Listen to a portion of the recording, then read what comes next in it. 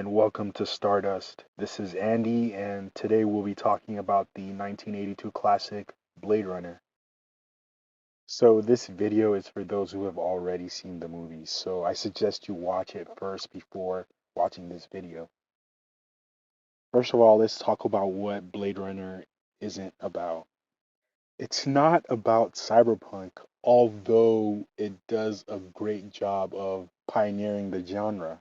It's also not an action flick about a burnt out cop defying the odds to save the day, nor is it about whether the Nexus replicants were or were not full humans.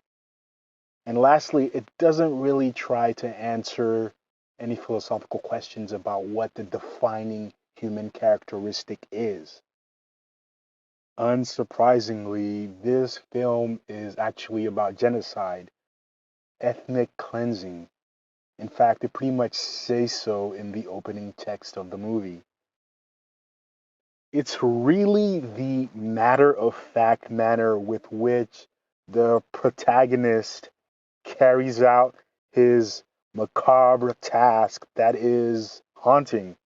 And I think this alone should keep you up at night after watching the movie.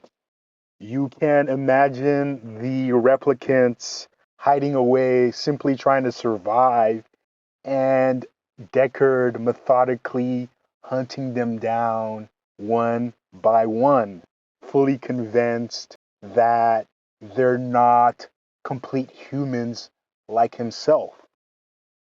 Deckard refers to the replicants as either being a benefit or a hazard, a coldly utilitarian view of the world that leaves no room for the fluidity of human expression or the immeasurable randomness of the universe.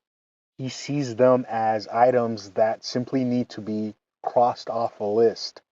And remember, guys, this is the protagonist, the hero, the person that we're supposed to be rooting for.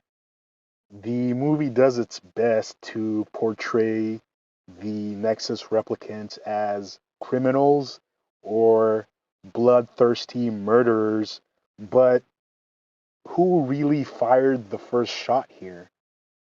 The most striking moment for me was when Roy, the lead replicant, told Deckard right before he saved Deckard from sure death.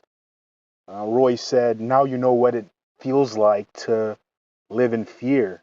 Now you know what it feels like to be a slave." Because that's what the replicants were, slaves. And what happened was a slave rebellion. And Deckard was nothing more than a slave catcher, a stormtrooper, the Gestapo. And our hero, if you want to call him that, doesn't really change or grow throughout the movie.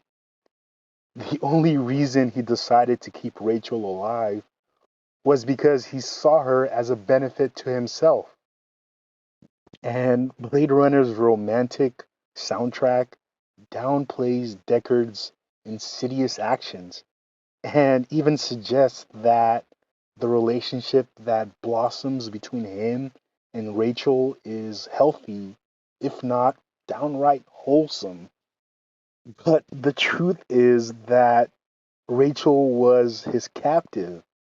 She had no other places to go due to her status as a fugitive, and he takes advantage of her since he quite literally had full legal jurisdiction over her life or death as he saw fit.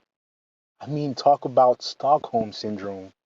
The fact that Deckard still gets the girl at the end of the movie sends a terrible message about simply following orders and being rewarded. In the end, he isn't held accountable for his actions and even comes out on top. So, what exactly is the moral of this story?